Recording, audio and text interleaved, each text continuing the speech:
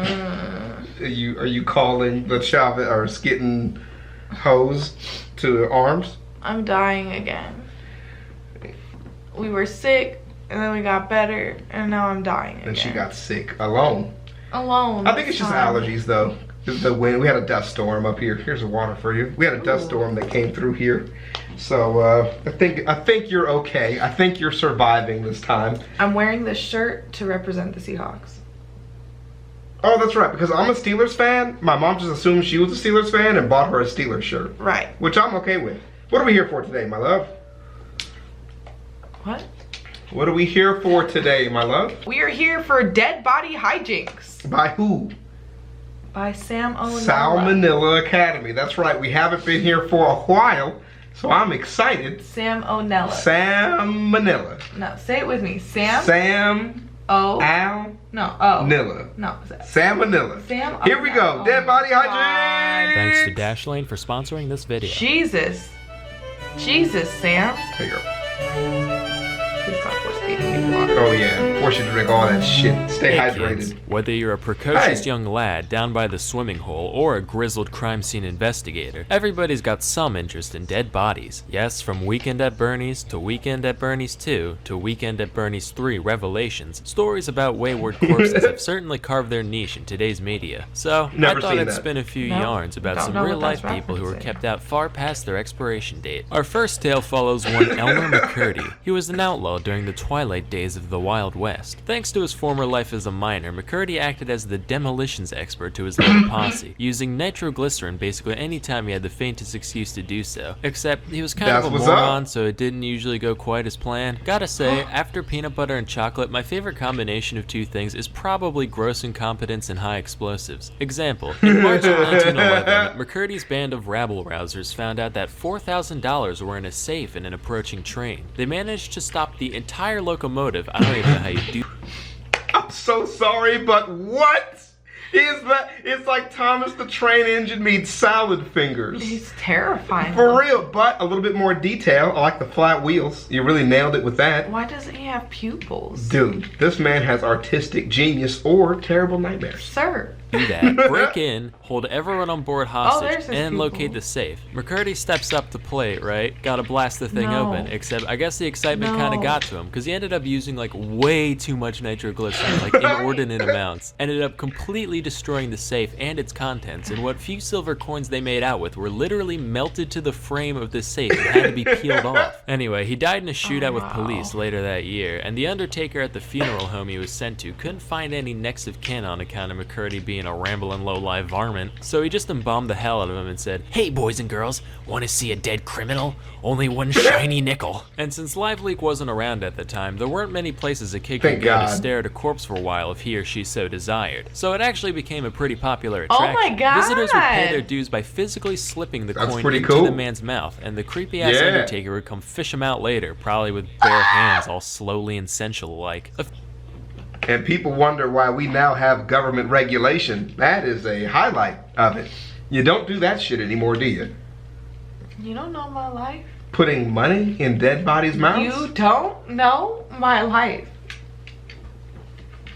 A few years passed when a couple of guys showed up claiming to be McCurdy's brother. Few years. Yeah, they just kept it. A few years. You know it smelled. You know it did.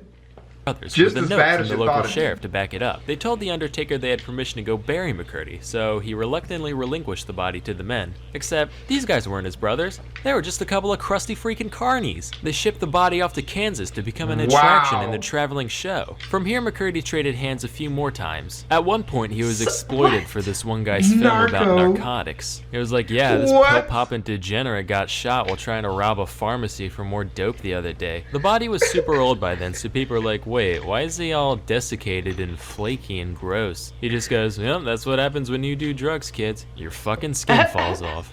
Stay Bow. above the influence. At some point in his journey, he ended up getting coated in wax and paint to look a little less rotty, before Are ending you up in a warehouse in serious? 1949. Here's the thing, he was in there alongside some actual wax figures, and after spending 19 years in Oh, storage, God. nobody knew he was a real corpse anymore.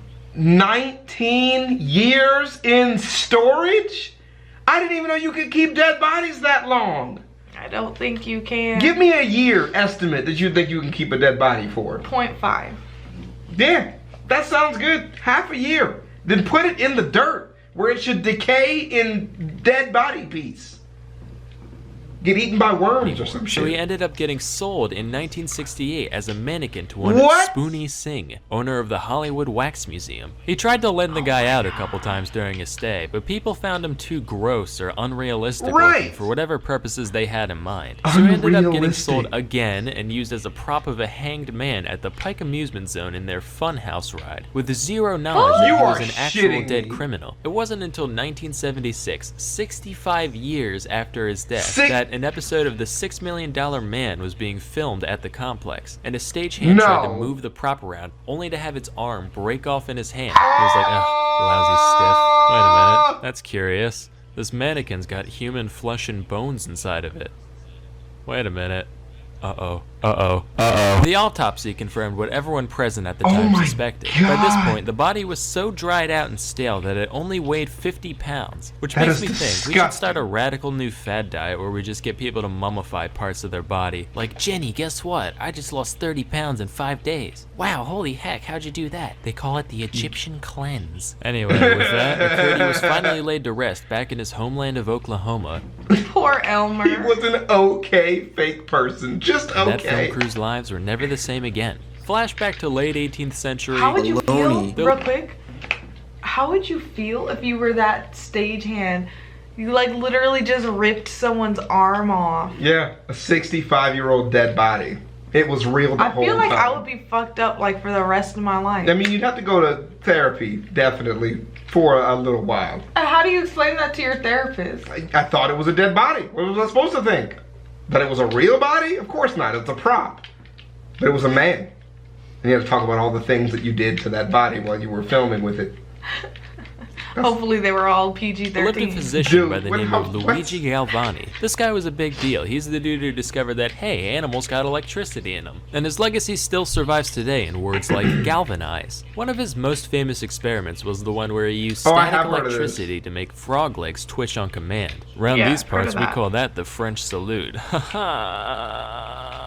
Stereotypes funny. Well, in 1803, his nephew, Giovanni Aldini, said, No, hey, that's don't pretty tell me. nifty and all, but what if we tried it on people? So the city Yeah. of London was like, hey, now you're thinking with portals. One freshly executed Oh criminal my God. coming up. Aldini gathered Yep, a crowd this and is applied true. 2 diodes to the corpse's head, causing his face to scrunch up and one eye to flick open. Aldini was a showman, though. He wanted some real action. So he then put the current through opposite points in the body, which made the whole thing flail around like Pinocchio It's in a heat. dead- look Now at their today we faces. know he was just exciting the dead muscles, right? But the people who were watching had no Had idea no what was going idea. on. So they were like, Had Jesus not a Christ, clue. this guy's a fucking necromancer. Quick, go get grandma. Maybe we can get in the will after all. Fun fact, would- this experiment actually ended up serving as inspiration for Mary Shelley's Frankenstein, which makes me wonder what other famous novels were based on real life events. Was a white whale ever pursued by a vengeful sea captain? Was there actually a mentally handicapped migrant worker who liked hugging rabbits to death? Was there ever a human soul as profoundly asinine and willfully ignorant as Amelia Bedelia? Hey, Amelia Bedelia was a childhood staple, sir. What did she ever do to you? Be weird. God, I hate her glassy-eyed face so fucking much. I just want to mash it into a running waffle maker. Bro, just because you draw these fantasies does not mean you can tell people about Oh my god. Help yourself. If that's how you feel about Amelia Bedelia, I'd hate to know how you feel about Miss Pickle Wiggle. them. You look personally Be like, affronted. huh, isn't that ironic? Grab her by her vacant Oh, that's fucking good. head, throw her out of a 747 and say, hey, why didn't you shoot yourself when you had the chance? Get it! Anyway, one thing we learned Are you- today is the all importance right. of Are you okay, reputability. Sam? And I just think as making you these wouldn't videos want is taking some a toll dirty on our cronies homie. jacking your stiff phrasing, you certainly wouldn't want the same fate to befall your valuable online information. That's why you need to try Dashlane. Are those Wow. black people? No. I'm gonna go with no. I'm Okay, gonna go with those were robbers stealing your online information. got it. I didn't hear what he said. I missed that part, so I was just asking. You know there's a part 2. I just want to know why that Aldini guy didn't get burned at the stake.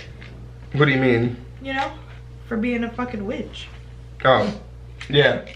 That's a good one. Sexist sexism. That's why. You really because think? only women were considered. Which okay, and before somebody's like, actually, historically, men were also accused of being witches. Shut the fuck up. You know what I'm talking about. It was mostly women. Incidentally, it was mostly like independent women who had their own money. Yeah, but that was like some of them, not most of them. Oh, I don't know. Social status was part of it, but it was not all of it. Right, but it was also. I'm saying it's a stretch. It's not reach. a stretch. It It's is a reach. literally not a reach. I say it literally is a reach. It literally is not a reach. Okay. No, I'm not saying witchcraft did not happen. There were witches out there. That's what I'm saying. I'm done. The Blair Witch Project is real. I'm done with you. Okay. Peace out, Ho Biscuits. Part 2. Say it's getting lit. We're gonna watch part 2. Say it's getting lit. Turn off the recording. Say In 3, it's getting lit. 2, 1.